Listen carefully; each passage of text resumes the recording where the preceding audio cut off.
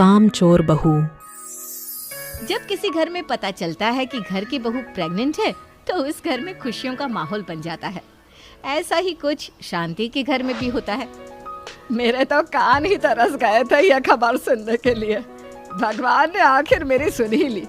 अब इस घर में भी बच्चे की किलकारियां गूंजेगी। माँ, आपको खुश देखकर बहुत अच्छा लग रहा है, पर डॉक्टर ने अभी कहा है कि दिव्या और उसका बच्चा भी बहुत कमज़ोर है, इसलिए दिव्या को बेड रेस्ट करने के लिए कहा है डॉक्टर ने। अब तू मुझे सिखाएगा? मैंने तुम दोनों भाई बहन को अकेले पाला है, मुझे मत सिखा। देख बहू, अभी तुझे 1-2 महीने अपना और बच्चे का बहुत ख्याल रखना होगा, इसलिए तुझे घर का कोई काम करने की ज़रूरत नहीं है। तू जाकर आराम कर ले। शांति को जब से पता चला था कि उसकी बहू प्रेग्नेंट है, तब से वो अपनी बहू का बहुत ख्याल रखती है। देखते ही देखते दिव्या का 7वां महीना लग जाता है और 7वें महीने में शांति दिव्या से कहती है, बहू, शुरुआती कुछ दिनों में दिक्कत होती है, पर अब तुझे घर का काम करना चाहिए, वरना डिलीवरी के समय परेशानी होगी। पर माँ, डॉक्टर ने बताया है कि मेरा बच्चा उल्टा है और वो बहुत कमज़ोर भी है। डॉक्टर ने तो मुझे घर के काम करने से भी साफ साफ मना कर रखा है।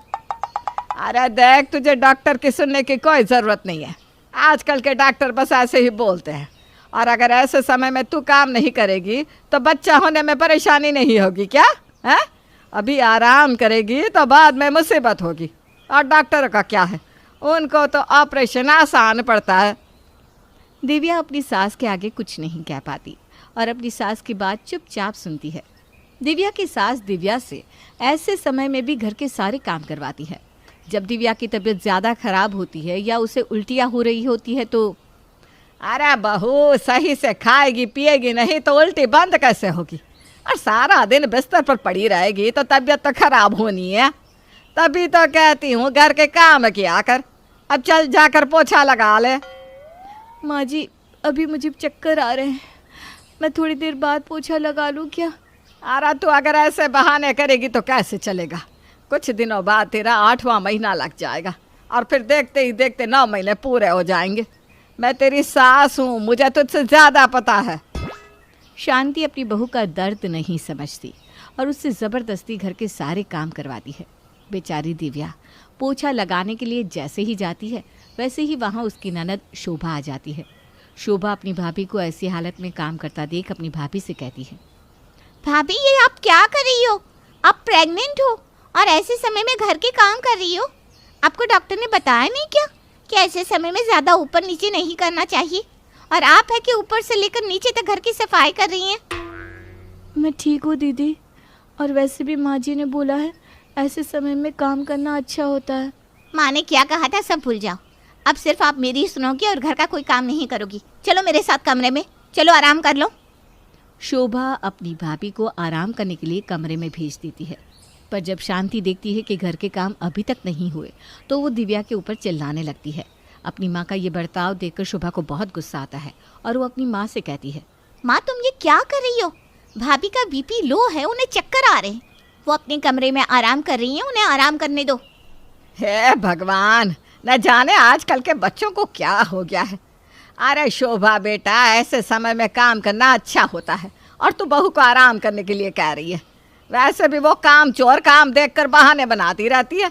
कभी उल्टी होती है, कभी चक्कर आते हैं, तो कभी उसका बीपी लो हो जाता है, तो कभी कुछ और तू उसी का साथ दे रही है। माँ, भाभी प्रेग्नेंट है और वो ऐसे समय में कोई काम नहीं करेगी। वो तो अच्छा था कि समय रहते मैं आ गई, वरना आप जो खुशियाँ बनाना चाहती थी ना, वो खुशियाँ आपकी अधूरी ही रह जाती। अब जब तक मैं यहाँ हूँ, भाभी कोई काम नहीं करेगी। आपके घर के काम मैं कर दूँगी। शोभा अपनी भाभी के दुख को समझती है और घर में सभी से अपनी भाभी के लिए लड़ती भी है। साथ ही वो अपनी भाभी के बदले घर का सारा काम भी करती है। अपनी ननद को अपने लिए लड़ता देखकर दिव्या शोभा से कहती है, दीदी, आप बहुत अच्छी हैं। आप ऐसे समय में मेरे लिए भगवान का रूप बनकर आई हैं। कोई बहन भी अपनी बहन के लिए इतना नहीं करती जितना आप मेरे लिए कर रही हैं। इस घर में आपके अलावा और कोई नहीं है जो मेरे दुख को समझे। भाभी, आप फिक्र मत करो, मैं आ गई हूँ ना। और वैसे भी मैं आपका दुख बहुत अच्छे से समझती हूँ। आपका बच्चा बहुत कमज़ोर है और ऐसे में आप घर के काम कर रही हैं। एक प्रेग्नेंट लेडी को उठने बैठने सोने खाने पीने हर चीज़ में कितनी परेशानियां होती है, मैं अच्छे से समझ सकती हूँ। इसी तरह शोभा हर बार अपनी भाभी के साथ खड़ी होती है और अपने घर वालों के खिलाफ। और ये देखकर शांति को बहुत गुस्सा आता है और इसलिए वो दोनों ननद भाभी को दूर करने के लिए अपनी समधन जी को फ़ोन कर देती है। और शांति के कहने पर शोभा की सास उसे झूठ कहकर उसे उसके ससुराल बुला लेती है। माँ जी क्या हुआ, आपकी तबीयत तो ठीक है ना?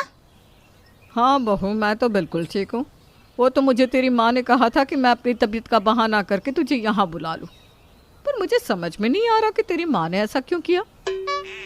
माँ ऐसा कैसे कर सकती है?